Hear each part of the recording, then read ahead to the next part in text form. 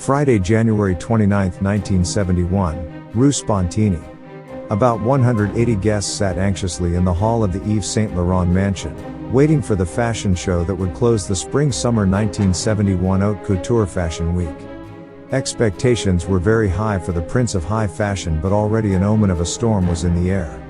No background music, no presenter to open the show as usual, just a simple press kit listing the outfits of the Liberation collection in technical terms. When the 6 models began their walk, the storm unleashed all its power. Everyone remained petrified, some cried out in scandal, others left the room a few minutes after the start with grimaces of disgust.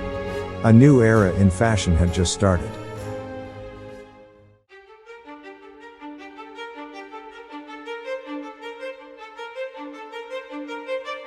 The collection, even from the name, was a clear reference to the 1940s. Not those of the Hollywood glossy productions, but those of the streets of Paris during the occupation of World War II. Yves had broken the rigid schemes of haute couture. He wanted to celebrate comfort and modernity, giving women the power to use their bodies freely and to express themselves. The knee-length skirts, the boxy suits with wide pleated pants, the polka-dotted dresses and the extemporaneous gowns with Greco-Roman prints that were labeled as pornographic shocked the industry. Everything was considered poor taste to be sold as haute couture, kitsch, tacky, a hymn to the scarcity of a period too close to be forgotten. The coup de grace was given by chubby fox fur coats, bright-colored tights, artificial flowers, Carmen Miranda turbans and platform shoes that referred to the prostitutes who plowed the streets in search of German soldiers. What Yves had done instead was to free women from their chains, to make them insensitive to rumors and aware of their femininity. His target were young women with no memory of the war, those girls who wandered through the flea markets in search of 1940s clothes they had seen in films, and so far removed from the fashion of their time. Exactly as Paloma Picasso, Yves' muse and source of inspiration for the entire collection. The makeup of the 6 models hired for the show was a leading character. Their faces were whitened by a massive use of grease paint and their lips lacquered in bright red.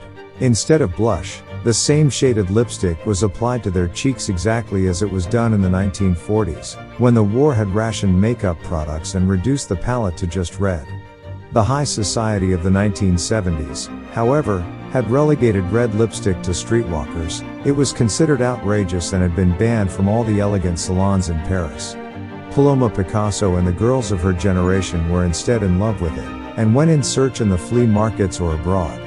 That red lipstick was the color of scandal, the color of liberation.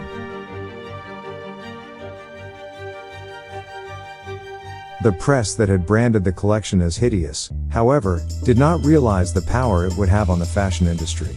The break with tradition of Yves Saint Laurent exploded like a bomb on the decade and laid the foundations for a new vision of fashion. All over the world, all the biggest brands started to copy his ideas, facing down the entire system. Even the press that had criticized him publicly apologized. If before only Italian Vogue had embraced the ideas of the Scandal collection with an editorial, now all the international press was celebrating his inventiveness, by recognizing that fashion will never be the same again. Liberation inspired and encouraged women to be fearless of rumors, to be unconventional and to dress freely. Perhaps at that time, the world was not ready to welcome a woman aware of her own strength, liberated and free. But Yves' intuitions changed the course of fashion and the whole vision of women in society. Half a century later, that collection, once heavily cursed, is still a source of inspiration for fashion and beauty.